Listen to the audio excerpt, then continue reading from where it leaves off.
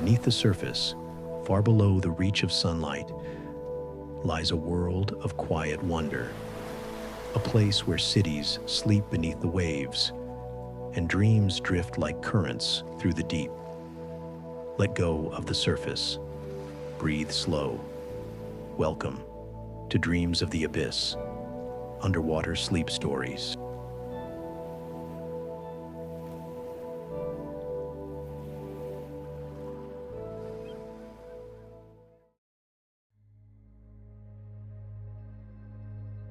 In the far future, humanity has built its cities beneath the waves, domes of glass and steel resting on the ocean floor, glowing softly in the dark. Inside, people live quiet lives, surrounded by the hum of pumps and the slow rhythm of the sea pressing gently against the walls. Children grow up with the sound of water in their ears, knowing the ocean not as a place to visit, but as home. And in one of these domes, on a still blue night, a child lies awake, watching, waiting, as something vast and luminous moves in the deep beyond her window. This story is called The Gift of the Sea.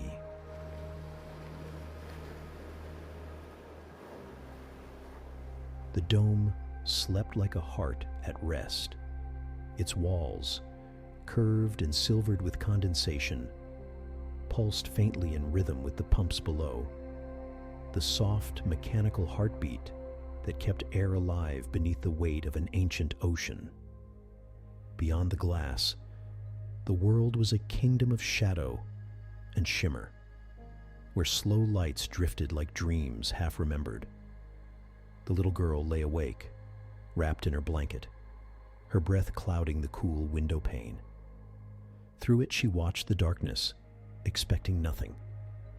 Yet the ocean was never truly still. It turned, it whispered, it breathed, and sometimes, just sometimes, it looked back. Tonight it did. A shimmer, distant at first, faint and golden, as though some great lamp had been lit in the bones of the sea. It pulsed once, then again, slow and measured, until it grew into a body of light and movement. From the gloom emerged a creature so vast and graceful it seemed the water itself had decided, for a brief moment, to take form. Its shape coiled like a ribbon of living current. Along its back, plates of pale metal caught and scattered its glow into rivers of color, and from its sides hung long, translucent fins that trembled like the sails of forgotten ships. It was not a monster, nor a fish, nor anything from her teacher's screens. It was older, something that carried the stillness of the deep in its every motion. Not a being visiting the sea, but one that was the sea. The little girl rose from her bed and pressed her palm against the glass. The creature turned toward her. Its eyes were enormous and calm, like twin orbs of molten brass, each one holding within it the reflection of 1,000 drifting lights. Yet deeper within those eyes, beyond the glow, she sensed something that felt almost human. Thought, patience, curiosity. They were not eyes that hunted. They were eyes that remembered. For a long time, it simply gazed at her, fins rippling with the soft rhythm of tides. Then, with a slow exhalation, bubbles spiraled from its gills and brushed the dome, tiny pearls rising toward the unseen ceiling of the world. A hum came next, deep and resonant. It was not sound exactly, but vibration. A low tremor that moved through the floor, up the glass, into her bones. "You are restless, small flame," said a voice without words, felt more than heard. "The sea watches." Her voice came small and unsteady. "Can the sea hear?" "It listens." The creature's eyes brightened for an instant, gold deepening to white, and she thought she saw her own reflection within them, pale and fragile, floating in a light not her own. Then the glow began to fade. It turned, folding its fins, and drifted away into the slow dusk of the water. The light trailed after it like a silken ribbon, thinning, dimming, vanishing. The little girl stayed by the window long after, her hand still pressed to the glass. She could feel the faint hum of the pumps beneath her feet, the living breath of the dome, the pulse of the sea beyond. And for the first time, she felt that the ocean was not a thing to be studied or feared. It was a thing that knew.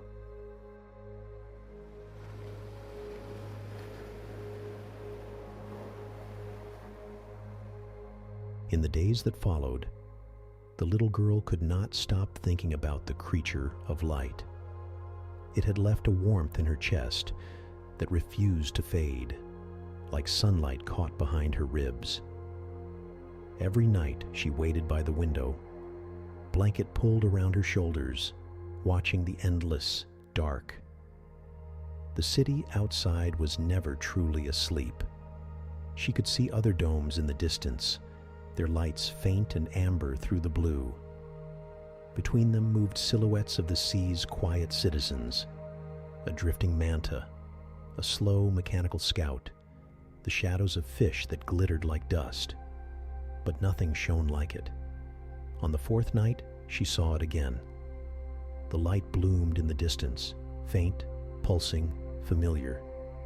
It came closer, and with it came the same low vibration, like a note played somewhere deep inside the world. The creature glided through the water with impossible grace, turning its head as it approached her dome. It stopped where it had before, and the gold of its body filled her small room with liquid fire. The girl pressed her hand to the glass again. This time the creature mirrored her, a long fin, thin as silk, lifted slowly until it touched the same place. For a heartbeat, they shared the same stillness. "You are awake again," the voice came, soft as the current. "I wanted to see you," she whispered. "You are seen." Its light dimmed, then brightened again, as if in thought. "The air in your dome is restless. The breath of your kind beats too fast. You must learn the rhythm of the deep." "The rhythm?" "Yes. To live here, you must listen until the sea becomes your breath." The child frowned, but obeyed. She closed her eyes and listened to the hum of the filters, the faint creak of metal, the far-off pulse of the tide. Beneath it all, she found a slower sound, deep and steady. "That is the heart of the sea," it said. "When you breathe, match it." She inhaled, slow as the creature's motion, then exhaled again. The longer she listened, the more the dome's noise seemed to fade, until there was only water, vast and unbroken, pressing gently from every side. The creature's eyes flickered gold and blue like stars passing through clouds. "Good," it murmured. "Even now, you are beginning to change." The words filled her with a strange calm, not excitement, not fear, just stillness. Then, slowly, the creature began to drift backward into the dark. Its body curved, its fins fanned wide like veils of silk, and its light thinned until only the faintest glow remained. Before it disappeared, the voice came one last time, gentle and certain. "I will return when you have learned to be still." The girl sat in the dim silence, her palm still pressed to the window. Around her, the dome thrummed softly, alive. The air seemed thicker, the light slower. She drew in another breath, deep and patient. And for the first time, she felt as though the sea had entered her, not to drown her, but to teach her how to breathe.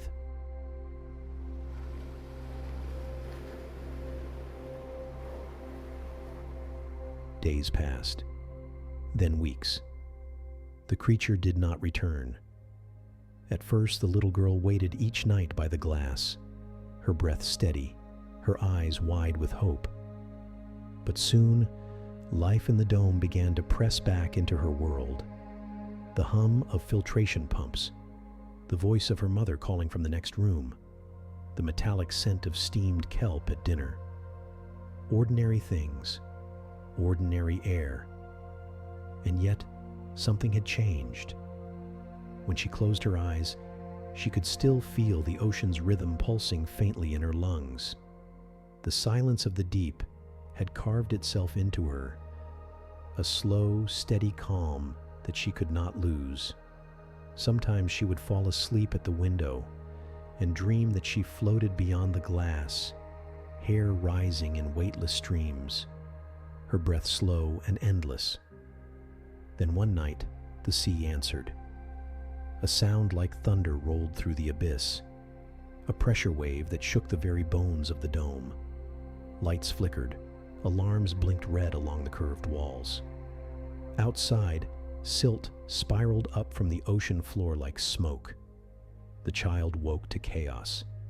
She heard shouting in the distance, the rush of air systems locking down, the groan of reinforced metal. The dome trembled again, this time harder. A small crack zigzagged across one of the inner panes. She ran to her window. The dark outside boiled with motion, the outlines of fish scattering, the glint of debris, the dull, angry flicker of something vast, moving beyond the currents. And then, light, a golden flare, rising from the depths, like a sunrise turned inside out. The creature, it swam upward with the calm of a god, its fins unfurling in great waves. Every plate of its body glowed brighter now, veins of molten color running along its spine. The child pressed her hand to the glass as the dome quaked again. "You hear it, don't you?" The voice came, faint but clear. "The sea is moving," she whispered. "Yes, it calls to you now." "I'm afraid." "Then breathe." The dome's alarm lights strobed faster. A warning klaxon rose. Oxygen drop, structural stress. She watched as a hairline crack bloomed outward, and cold vapor hissed from the seal. "It's breaking," she said. "It is opening." The water outside churned with light. The creature moved closer, its face filling the window, eyes wide and steady. "Do not fear the sea, little one. The sea remembers what you have forgotten." The child's breath came slow, the rhythm she had practiced. She pressed her palm harder to the glass. "You taught me to be still. Then be still now." The crack split. The sound was like a sigh. Water rushed in. A flood of cold, bright gold. For a moment she could not see, could not breathe. Then she realized her chest did not ache. Her body did not fight. She inhaled, and the water moved through her lungs like air. Warm, weightless, alive. The creature circled her as the dome filled, its voice a steady current in her mind. The gift of the sea is not to survive, but to belong. When the last air bubble rose, the little girl opened her eyes. The room was silent. Outside her window, the ocean glowed like liquid dawn, and in her chest, her heart beat slow, in rhythm with the sea.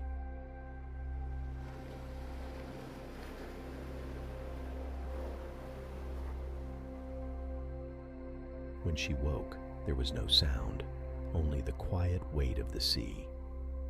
She floated in her room, hair rising in slow ribbons, the last air bubbles spiraling toward the ceiling. Her blanket drifted beside her like a pale jellyfish. Everything glowed softly. Her bed, the walls, even her skin. For a long moment, she thought she must be dreaming. Then she breathed, and the water entered her lungs like air, smooth, effortless, alive. Outside the window, the golden creature waited. Its body was larger now, its light gentler, patient.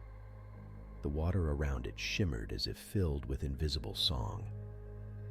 "You have crossed the veil," the voice said, deep as the tide. "I thought I would drown," she whispered. "You did," it replied, "and the sea chose to hold you." She turned toward the doorway, or what had once been the doorway. Beyond it, faint beams of light trembled through the flooded corridors. Shapes moved there. Voices, muffled, distorted by water, called her name. Her parents. They swam toward her room, panic twisting their faces. Her mother reached for her, bubbles bursting from her mouth as she tried to shout. Her father's hand slammed against the wall, searching for a grip that no longer mattered. They struggled to breathe, but the child reached out, pressing her small hands against their arms. "Don't be afraid," she tried to say, but no words came, only calm, spreading outward like a current. The golden creature's light flared behind her, and the room filled with warmth. The water itself seemed to hush, to settle, to breathe. Her parents froze, eyes wide, the terror softening from their faces as the light brushed over them. Their mouths opened once more, not gasping, but accepting. They inhaled. The change came gently, no pain, no fight. Their movements slowed, then steadied. Their eyes softened. The mother reached up, fingers brushing her daughter's face, watching as air bubbles rose from her own lips. And then she smiled, realizing she no longer needed them. They floated together in silence, held by the same calm the creature had given the child. "You see?" The voice echoed softly. "The gift spreads, as all true things do." The father looked toward the window. Outside, through the swirling light, others began to emerge from the domes. Neighbors, engineers, children, all drifting upward through doorways and corridors once filled with air. Some reached out in disbelief. Others simply let the sea lift them. Tiny golden lights shimmered on their skin, faint at first, then growing, until every human in sight was glowing softly in the dark. The mother took the child's hand. The father drew close, his breathing slow and sure. They looked through the glass together as the city beyond began to awaken. The domes now luminous shells, their walls opening like flowers in bloom. The creature moved among them, vast and graceful, each motion sending ripples of light through the water. "You have remembered what was lost," it said, voice filling the sea. "You are the tide made flesh, the breath that found its way home." The child turned to her parents. They were smiling now, not in disbelief, but in wonder. The mother whispered, though no sound passed between them, "We're all right." The creature circled once more, then began to rise, its light pulling upward like the first dawn through deep water. All around, the people followed, hundreds of glowing shapes ascending through the ocean's soft currents, drifting together as one. The city shimmered below, alive and free, its domes dissolving into the light. And as they rose, the child could still feel the creature's voice echoing through her. "The sea does not take, it gives. And you, small flame, have given it back its heart."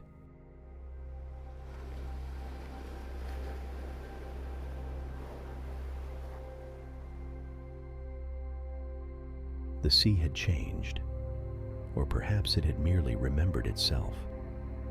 In the weeks that followed, the domes of the old cities began to open one by one, their glass petals unfolding like flowers after rain. Where there had once been airlocks and metal corridors, now there were gardens of slow-moving light, spirals of coral and ribbons of kelp that drifted in the faint currents. The people did not rebuild in walls anymore. They built in circles, open sanctuaries anchored to the ocean floor, made of living coral that grew in soft hues of blue and gold. Every home swayed gently, the walls porous, the boundaries fluid. Nothing was sealed. Everything breathed.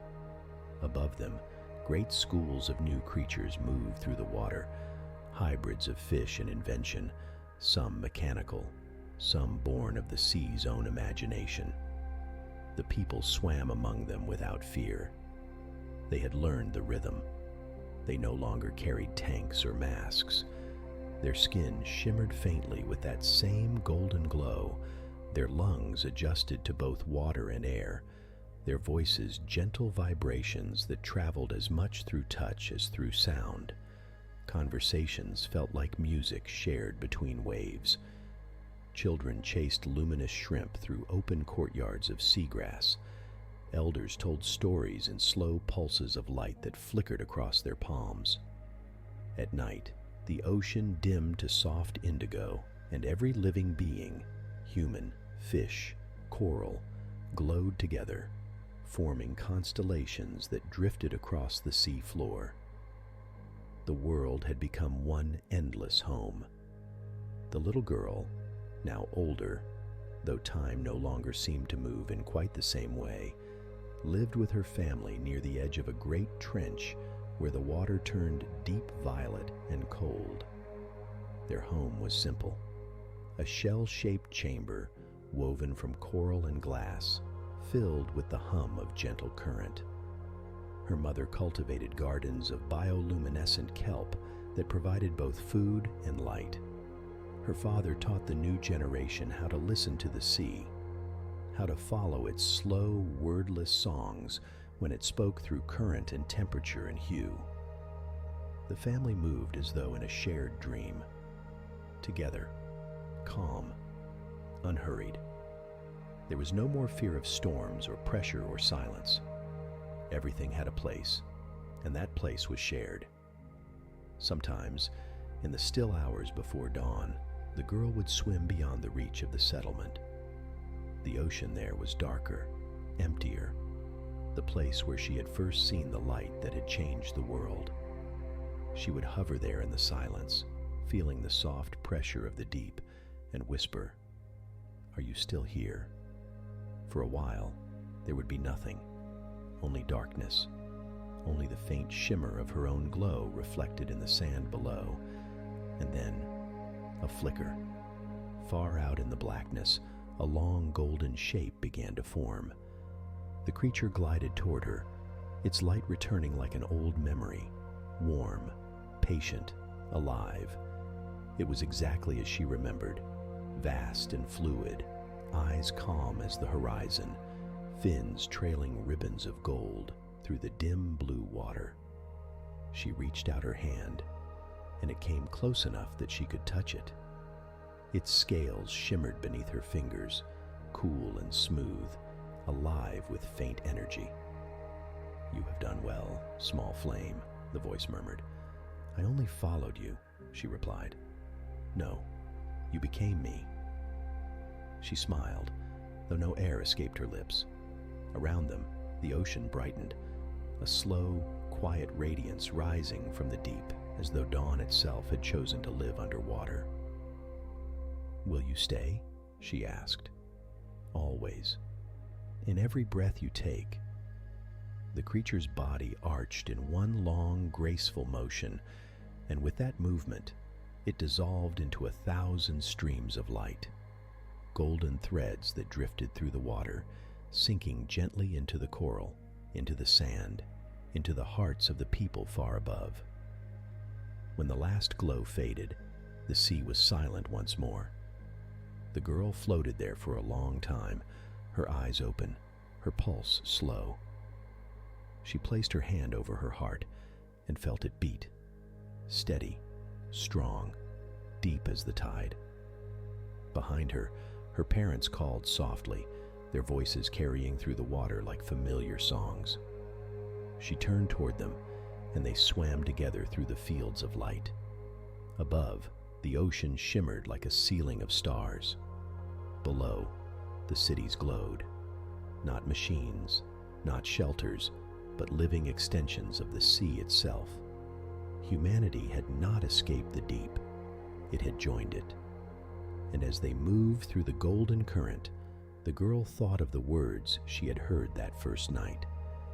The sea does not take. It gives. She closed her eyes, listening to the hum of the water and the slow rhythm of her own breathing. Around her, the sea continued its endless, gentle song, a lullaby for a world finally at peace.